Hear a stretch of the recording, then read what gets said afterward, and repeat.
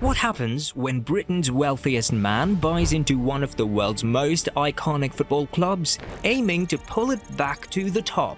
Meet Sir Jim Ratcliffe, Britain's richest man and a billionaire whose wealth of over $20 billion rivals entire economies.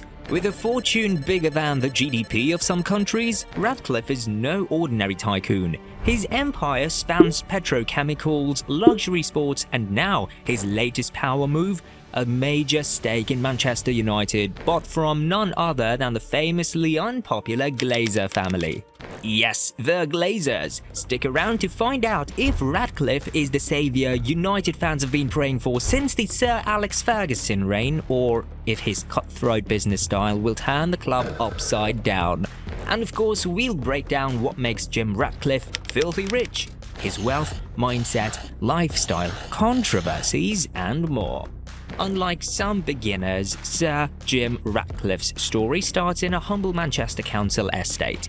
It was all grit, no glamour, and his background might not scream future billionaire, but it's what fuels his relentless drive.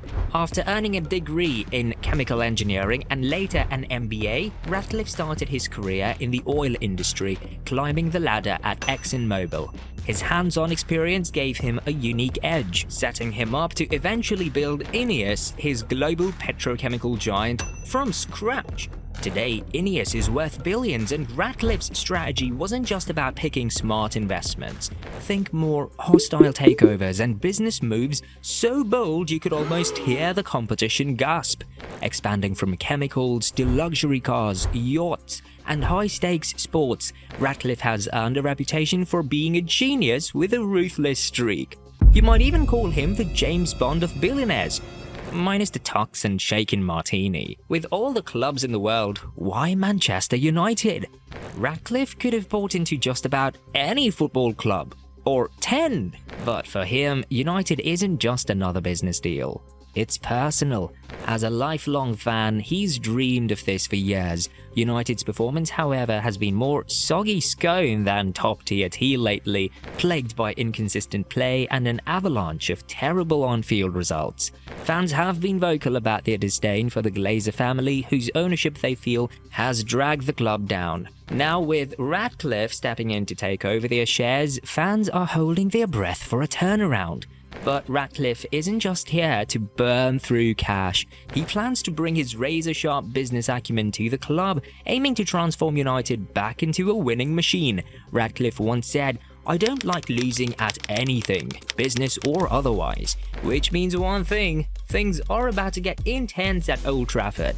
Just ask the recently axed Erik ten Hag, who learned that Ratcliffe doesn't come with much patience, let alone a safety net. So, just how loaded is Jim Ratcliffe? Let's break down his filthy rich status. Most of his fortune comes from INEOS, a juggernaut in the petrochemical world, churning out billions by making everything from plastics to high-performance chemicals. But his empire doesn't stop there. Ratcliffe has invested over $100 million into British sailing, funding the INEOS Team UK for the America's Cup. He also owns the French football club OGC9 and even backs the INEOS Grenadiers cycling team, where he's set performance targets that make giving 110% look lazy. Ratcliffe's spending might seem over the top, but it's all about efficiency and maximizing return. While he's frugal in business, his personal life, let's just say it's more champagne and caviar than beans on toast. He owns everything from a custom off-road vehicle and a luxury helicopter to a $150 million mega yacht, because why settle for one mode of luxury travel when you can have them all?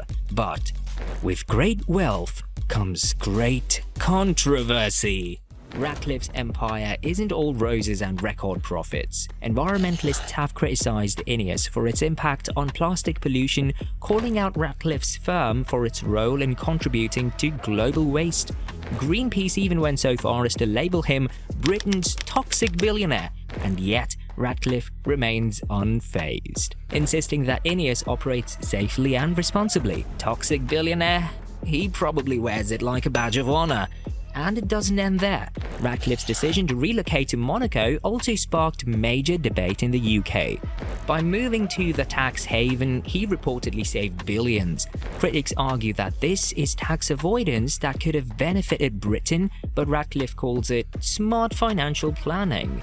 Translation: it's my money and I'll keep it where I like, thank you very much. Taking on Manchester United isn't just any business venture, it's one of the most high-stakes football challenges in the world. Ratcliffe is known for his cost-cutting, streamlined operations, and he's expected to install a new management team to shake things up at United. It's safe to say his arrival means an end to the Old Trafford Country Club vibe. And with Ratcliffe's history, he's not here for sentimentality. He's here to win, and if you're not part of the solution, you might just be part of his next cost-cutting initiative. Under Ratcliffe's watch, we might see everything from new signings to reshuffled management, all geared toward re-establishing United as a powerhouse.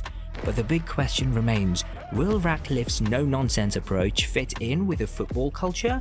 Or will his tough tactics clash with United's loyal fanbase and storied history?